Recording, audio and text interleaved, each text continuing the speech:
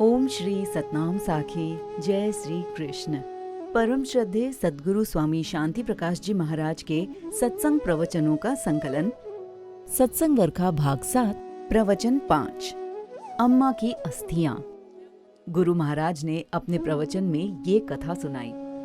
एक वृद्ध महिला थी जिसके 2 पुत्र थे।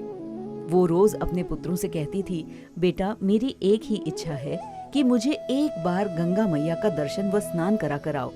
दोनों पुत्र रोज माँ से कहते, हाँ माँ, आपको एक न एक दिन गंगा स्नान जरूर करा कर आएंगे। रोज माँ को हाँ तो करते थे, लेकिन माया की लालच करके फिर मुकर जाते। बस माँ, आज ये काम हो जाए फिर आपको ले चलेंगे। ऐसे करते करते एक दिन उस माता की मृत्यु हो गई। माता की मृत्यु से दोनों भाइयों को बड़ा अफसोस हुआ। दोनों अरमान करने लगे कि अरे, हम अपनी माँ की इच्छा पूरी ही नहीं कर सके। अब ऐसा क्या किया जाए जैसे माँ की इच्छा पूर्ति हो। बड़े भाई ने छोटे भाई से कहा, भाई मेरी इच्छा है कि यहाँ घर में काम ज्यादा है, तुम उसे पूरी तरह संभाल नहीं पाओगे। ऐसा करो कि अम्मा की अस्थियां लेकर तुम हरिद्वार जाओ और सारा कार्यक्रम संपन्न करके आ जाओ। पहले जमाने में पैदल जाना पड़ता था, वाहनों की इतनी सुविधा नहीं थी। लोग तीर्थ यात्रा भी पैदल किया करते थे, जिसमें बहुत समय लग जाता था। छोटा भाई जो था वो बड़ा आलसी और दिल का कमजोर था। सोचने लगा, भैया ने खुद तो सरल काम अपने लिए चुना और मुझसे कहा कि तुम हरिद्वार जाओ। अम्मा तो मर गई, मैं भी जाकर मरूं क्या? मजबूरन वो अस्थियां लेकर चलने लगा, परंतु अंदर में बड़े भाई के प्रति गुस्सा भी भरा हुआ था। जा तो रहा था किंतु डर भी रहा था।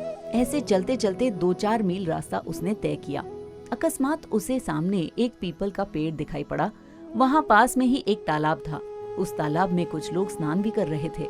लोगों को स्नान करते हुए देखकर उसने उनसे पूछा, क्यों भाई, आप यहाँ स्नान क्यों कर रहे हो? तो एक ने कहा, भाई आज संक्रांत का दिन है, इसलिए आज यहाँ सभी स्नान कर रहे हैं। छोटे भाई ने उनसे पूछा, परंतु यहाँ पर क्यों स्नान कर रहे हैं? उस आदमी ने कहा, भाई ये गंगा का जल है ना, इसलिए। उसने पूछा, अरे भाई गंगा जल कैसे? तो उन्होंने कहा, भाई हमारी भावना तो यही है, बाकी आगे आपकी मर्जी। उसने जो ऐसा सुना तो विचार करने लगा कि मैं तो फिर पागल हूँ। यदि ये सभी लोग इसी तालाब को गंगा समझकर स्नान आदि कर रहे हैं, तो फिर मैं क्यों आगे हरिद्वार जाऊं? क्यों ना अम्मा को यहीं से ही रवाना कर दूं। अम्मा तो वैसे ही मर गई हैं, उन्हें क्या पता चलेगा कि मैं गंगा में हूँ कि तालाब में हूँ। सभी लोग स्नान करके वहां से चले गए। इसने इधर उधर देखा तो वहां कोई भी नहीं था। उसने धीरे से डब्बे में से अस्थियां निकाली और कहा, अम्मा तू अरमान मत करना, अरे जैसा वो पानी है वैसा ये पानी। ऐसा कहकर उसने अस्थियां उसी तालाब में प्रवाहित कर दी तथा घर की ओर वापस लौटने लगा। 8-10 दिनों में ही वो वापस घर आ गया। जहाँ 1-1.5 महीना लगना था, वहाँ 8-10 दिन में ही वापस आ गया। तो बड़े भाई को शक हुआ कि अम्मा की अस्थियां पता नहीं कहाँ डालकर आया है। उसने छोटे भाई से पूछा, क्यों भाई फटाफट आ गए, क्या अम्मा गंगा पहुंची या नहीं? भाई के पूछने पर उसे गुस्सा आ गया। गुस्सा तो पहले ही था, परंतु अब ज्यादा हो गया। गुरु महाराज ने कहा, जहाँ अक्ल कम होती है ना, वहाँ गुस्सा ज्यादा होता है। ये कम अक्ल वालों की पहचान होती है। बुद्धिमान आदमी गम खा जाएगा। गुस्से को कौन खाता है? गम।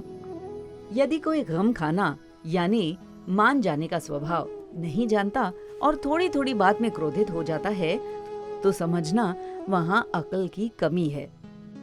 बड़े भाई ने पूछा, क्यों भाई, अम्मा को कहीं आधे रास्ते में तो छोड़ नहीं आए, जो इतनी जल्दी वापस घर आ गए?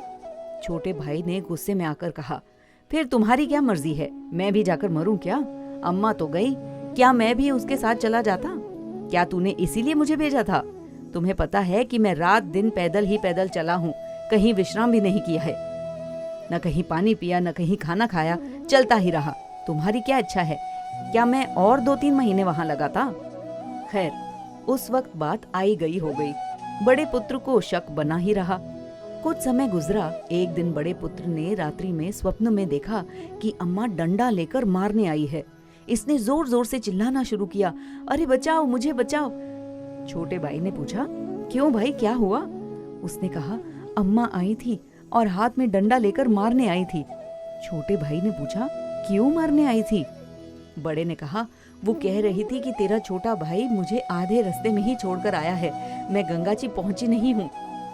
छोटे भाई ने कहा, भैया आप अम्मा से कहते ना कि डंडा लेकर इधर क्यों आई, इससे अच्छा तो वहीं से ही हरिद्वार चली जाती, इधर क्यों आई? इतना पैदल चलकर इधर उधर आने की क्या आवश्यकता थी?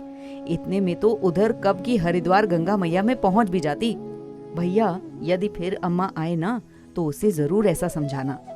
अब इस बेवकूफ की ऐसी बातें सुनकर बड़े भाई ने कहा, चुप हो जा मूर्ख कहीं का, बेअकल ऐसे कहते हैं? तो भाई मूर्खों की बातें कुछ और ही होती हैं, न वे व्यवहार सही करते हैं, न धर्म न कर्म ही कर पाते हैं। गुरु महाराज ने कहा, बाबा आप ऐसा मत करना, आप तो जीते जी गंगा पर सच्ची दिल से जाना, श्रद्धा से जाकर डुबकी लगाना और कहना, जय गंगे जय गंगे, बोलो गंगा मैया की जय, सतगुरुदेव भगवान की जय।